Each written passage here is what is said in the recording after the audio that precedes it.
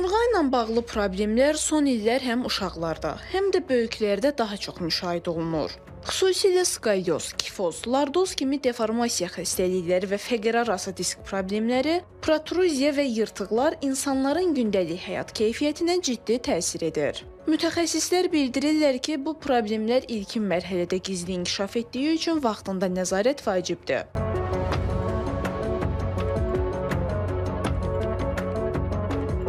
Xəstəliklərlə pasientlər müxtəlif yaşda, hər yaşda müraciət edə bilir. Amma bizim üçün ən əsas, ən həssas kateqoriya uşaqlar və yeniyetmələrdir.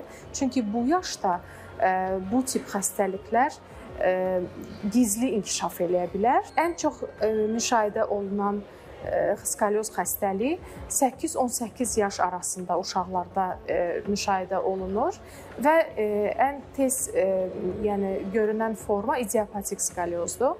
Hansı ki, konkret bir səbəb bilinməsə də bir neçə faktorlar bu xəstəliyin inkişafına təkan verə bilər.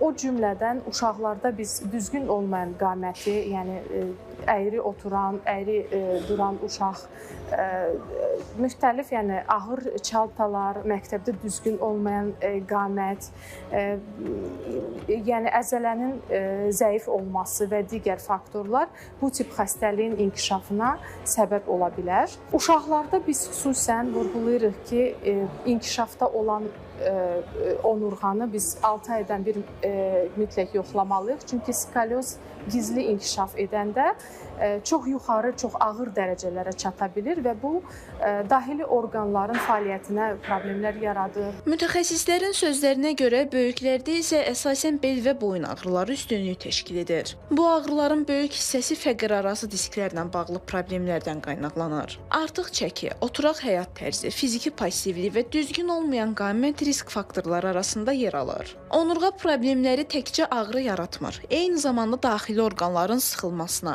ürək və ağciyər fəaliyyətinin pozulmasına, hətta bədən simmetriyasının dəyişməsinə səbəb ola bilir. Son vaxtlar boyun, bel ağrıları, siz indi boyun ağrılardan dediniz, onun faizi kəskin sürətdə artır əhalidə və onun bir səbəbi də smartfonlardan, planşetlərdən, gadjetlərdən çox aşırı istifadə etməsidir.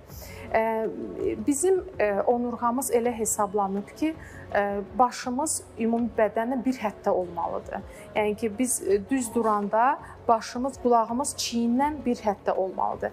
Biz başımızı nə qədər qabağa aparsaq, o qədər də faktiki yük çoxalır və bu saatlarla davam edirsə, bu ilk öncə boyun əzələlərlə problem yaradır, sonra isə onurğada müxtəlif xəstəliklərə yol aça bilir ya da ki, inkişafa meyillik yaradır. Buna görə də smartfondan limitli istifadəsi məsləhətdir. Əslində, smartfon zənglər, bu telefondur, bu zənglər üçün hesablanıb. Biz özümüz onu aşırı istifadə edirik və buna görə də belə bir fəsadlarla üzləşirik. Həkimlər bildirirlər ki, onurğa problemlərindən qorunmaq üçün gündəlik vərdişlərə diqqət etmək vacibdir. Xüsusilə oturaq iş rejimində çalışan şəxslərə hər 20-30 dəqiqədən bir ayağa qalxıb hərəkət etmək tövsiyə olunur. Eyni zamanda iş masasının, monitorun və oturacağın düzgün hündürlükdə olması da onurğaya düşən yükün azalmasına kömək edir.